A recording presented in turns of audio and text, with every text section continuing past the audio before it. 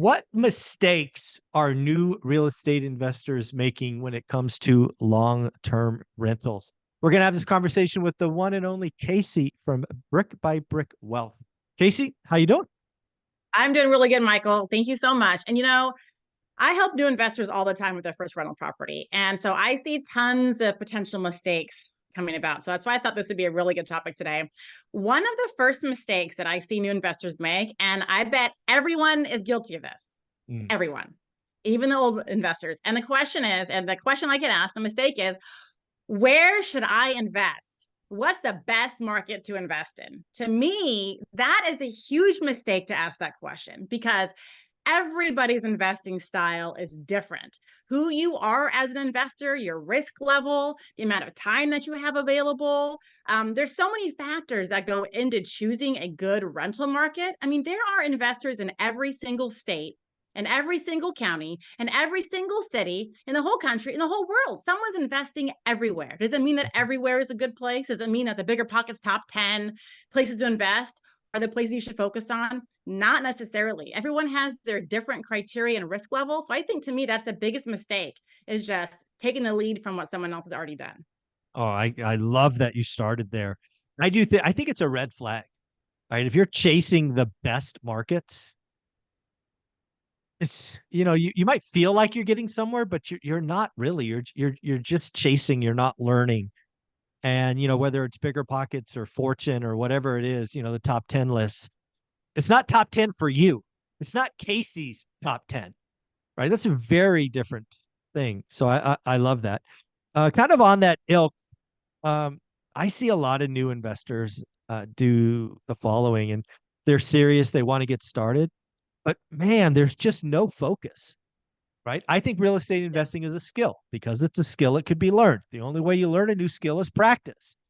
And if you like, you want to be a buy and hold investor, but you looking in Dallas and Nashville and Detroit, you're not getting scale. You're not learning. You're not getting the reps. You might feel busy. It might be exciting to tell everybody you're a real estate investor, but you're not making any progress.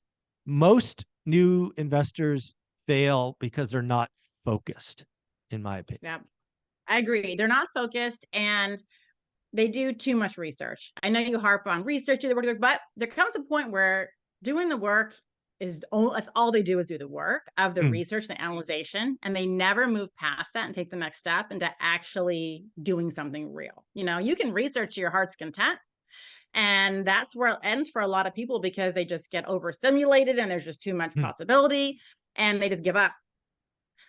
So another one that is people ask all the time, this is a big mistake. I want to invest in the places that have the highest cash flow. Where's the highest cash flow? I'm Mm. like, oh no. That makes me like, okay, we gotta have a heart to heart because Yeah. yeah, cash flow is great, but if all you're looking at is year one cash flow, you're gonna be losing cash flow. Likely every year it'll be going downhill because the highest cash flow property, and this, of course, anything will cash flow with 100% down, right? You can buy all cash, I'm still gonna cash flow. So I'm talking about traditional 20-25% down payment.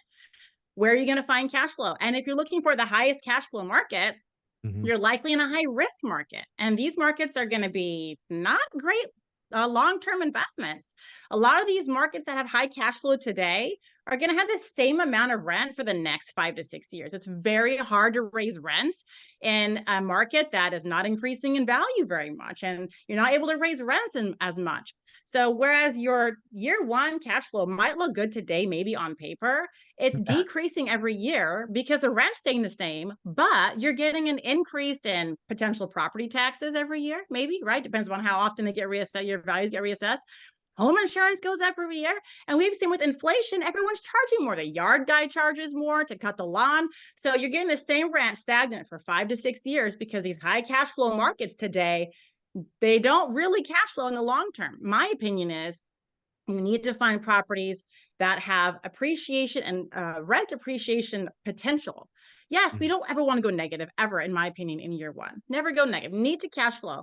But if I can all but guarantee I'm going to be able to raise the rents 3% every year, or I know at least every other year I can raise rent 30 to $50, Yeah. That to me is a good cash flowing market, not one that just cash flows high today, but not tomorrow. Yeah, I love that one as well. One of the things that I often harp on is the 1% rule is one of those simplistic, sounds good, hey, I'm cool, I got a 1%er, blah, blah, blah. But it leads you to the wrong stuff, right? It could lead you to the worst parts of town. It could lead you to HOA condos. Like, I got a 1%. Yeah, okay. No, you didn't, right? You got a $400 condo fee that you're not including anywhere or whatever it is. So, yeah, yeah, I've seen so many people go broke buying cheap, right? They bought a cheap Yep. property because, Excel cash flow said so, and reality never matched the spreadsheet. So that's a good one. Um, the next thing, I'll go to the other side of the equation. I've run into some people sometimes that are in such a hurry that they're like, you know what? I'm just gonna buy a deal to buy a deal, right? It's gonna be my education. And I'm like, what are you doing? Right? You're literally gambling with tens of thousands, if not hundreds of thousands of dollars, and you think that's a good idea, right? Learning real estate's not hard. It's it's No. it's like eighth grade math. It might even be sixth grade math. It's not Because what I difficult. love about it, I hate math. So it's like add and subtract, maybe a multiply here and there, Yeah, but here or it's there, so right? easy. Look, No math yeah, really involved. yeah, exactly. So yeah, I mean, I really, I just don't get that, right? You're gonna buy something just to say you own it, and then you're not gonna know the numbers. You're not gonna know it's an alligator, right? It loses money every month, and it's like, I mean, that's almost worse than overanalyzing stuff. Is just throwing money at it. Why I kind of think people do that. Yeah. I think people do that because they hear so much on social media about how it's just easy and it's fine and we do all these deals and it's blah blah blah and it's easy and it's fine and it's fun and it's like and there's no repercussion. There's nothing bad's going to happen. No one ever talks about reality on social media. Hmm. YouTube channels, Instagram, it's all excellent. Nothing is ever bad. And Yeah. so people go, oh, I'm just going to get one. I'm just going to get one. Just getting one and getting a bad deal and losing maybe the whole property's value because you're stupid. You think you're just Hmm. going to recover from that? No, it will take years to recover from a huge financial loss, Yeah. and not only that, it's going to blow all your mojo for wanting Yeah. to continue investing. So I think people just say, I'm just going to get one and like let all the mistakes happen because they're not really taking it seriously. They're looking at social media as their inspiration Mm. and they're not really thinking about real life and what really could happen and the real ramifications and the financial repercussions of buying a property that's not worth it, buying in a bad neighborhood with bad tenants and all these fancy financing terms. And what if you can't refinance or sell the property and you have to take a huge loss? And how is that going to be personally for your family taking a loss like that? There's no reason to take a loss just to learn. That is the Mm. dumbest thing I've ever heard. I agree with you. I agree. All So right. What do you? one of the other ones, that I thought of, and this is a huge one, and I still get anxiety sometimes from this one, and it is just placing any tenant because Mm. you're worried it's not going to rent.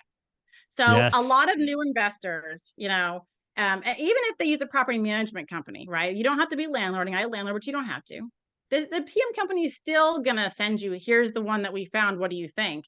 And if you're like, oh my God, I have students, it's been on the market for a week for rent. Mhm. I haven't got a lot of interest. I have to take this person. It's like, whoa, Nelly, don't. No tenant is better than a bad tenant. And people Absolutely. get rushed, and I fall victim. I feel anxious, like, oh my God, I haven't had enough interest in the past week and a half. Like maybe I priced it too high, or I'm not answering the phone calls. Maybe I should. This person's okay. Maybe I should just put them in. And I gotta be like, no, Casey, no, we've been down this road No, before. we've done that Okay, before. Yep. Yep. been down this road before. So a lot of new investors will just hurry up and take one of the first tenants that apply because they're worried they're not going to get anybody else or worried their property's not going to rent. And I say to them, every house rents. As long as you bought in a decent area where there's schools and employment, it will rent. If it's not renting, you're not advertising it well enough or your price is too high. Your photos suck. I mean, photos are huge. Photos are huge. That's what sells the property to a tenant is the way it looks before they want to go call up and get a showing. It's how it looks. There's a lot of things you can check out before you have to rush to gotta go put in the first tenant that calls. Yeah, I love that. I love that. The other one I kind of go to is this happens a lot, right? We both talk to a lot of folks. People compare their year one to our year 10. Yeah. Right. All the time. That's all that's I'll say that's disrespectful. Right. To think that in 1 year you could accomplish or be where we are at year 10 or 15 or 20 or however many years it's been. That's just not how the games work. Right. That's right. You've got to do your time, right? And it'll work for you, right? Inflation's a feature, not a bug, all the things that we talk about.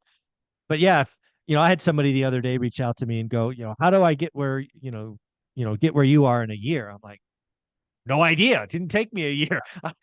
I'm not sure it's possible. I don't think I'd want to get here in a year. That would be way too fast. So, Yep. it is a journey. Enjoy it. Your time will be your time. Don't compare to us. Yep. I have people all the time, and I'll post, oh, my first property I ever bought, I used to cash flow 400. Now I cash flow over 900 a month. And I'll get messages. Well, I don't want to find a property that barely cash flows $100, $200. I want a property that cash flows 900. How'd you find that? That's impossible. That's impossible. It's impossible for you to find a house that cash flows 900. And I said, like, bro, that's the new thing. My son says bro like 100 times a day. He's 10. So bro's my new word. Bro's my new word. I go, bro, you're not going to find a house that cash flows like $900 a month. That's almost paid off, in 1 year, unless you want to pay all cash or put a whole bunch down. This has been like over 8 years, over 8 years. And I self-manage. So I'm saving on costs, and that sort of thing. And I bought the property at a good price and I put a lot of money into it. So my loan is low, but it's worth this now. Right. And I cash flow good because we did a lot and it's been 8 years. So no, you're not going to, no, I'm not a scammer, because I'm telling you that my one property, whatever cash flow is 900, you can get that too. It's just eventually you have to start. Exactly. You have to start from the beginning, Yep. Find a property in a good neighborhood, do good renovations, make sure you're in an appreciating area. And then eventually you too will have $900 a month cash flow. And no, it's not going to happen tomorrow. You're not going to go find one tomorrow unless you want to put all your money down, So I get that a lot too. If people want immediate gratification. And as I like to say, real estate is a get rich quick for sure, but it's a slow game. Like it is not, it's simple. It's simple. No one says easy, it's simple.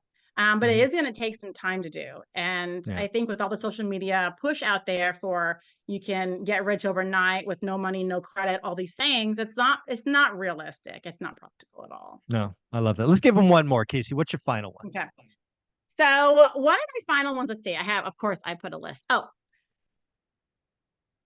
this one comes to rehab, right? So all properties need some sort of work.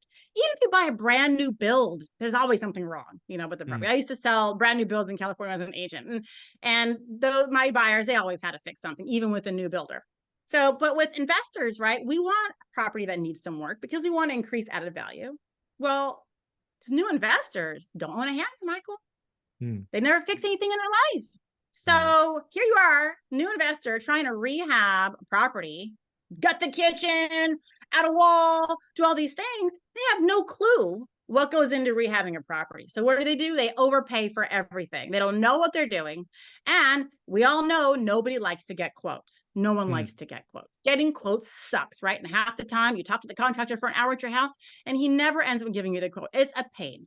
But when you go with the first guy that gives you a quote, he's probably overpriced. That's just Murphy's Law. You have to get several quotes and you have to understand the scope of work. And the mistake is too many new investors want to tackle these big rehabs without any construction knowledge whatsoever. And so they get way in over their heads. They end up spending way more money than they thought they were going to on the rehab. And now this turns into a bad deal. And they wonder why they get the deal in the first place. Well, because all the other investors that made offers weren't going to pay your price because they really knew how much it cost to fix up that house. And they knew that they bought it at your price. It wasn't. Yeah. Yeah. I guess my final one is I still get people that bet on appreciation. Right. I hate it when I hear people, I can afford negative cash flow. That's like nails on a chalkboard to me.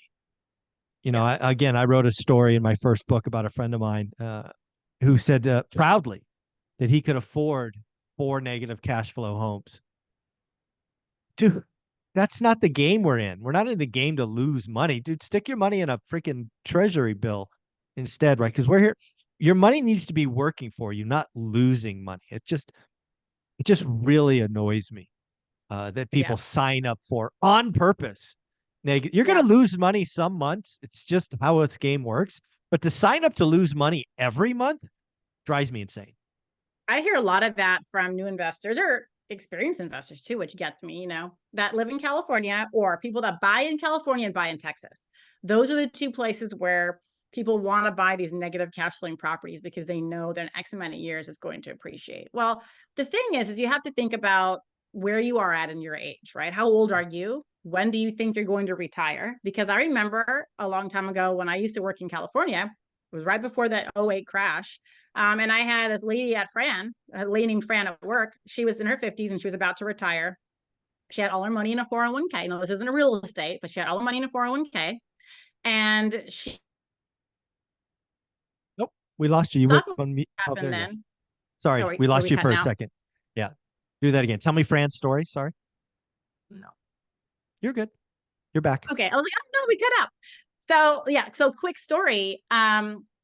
When I was working in California, right before the market crash of 2008, there's a lady named Fran.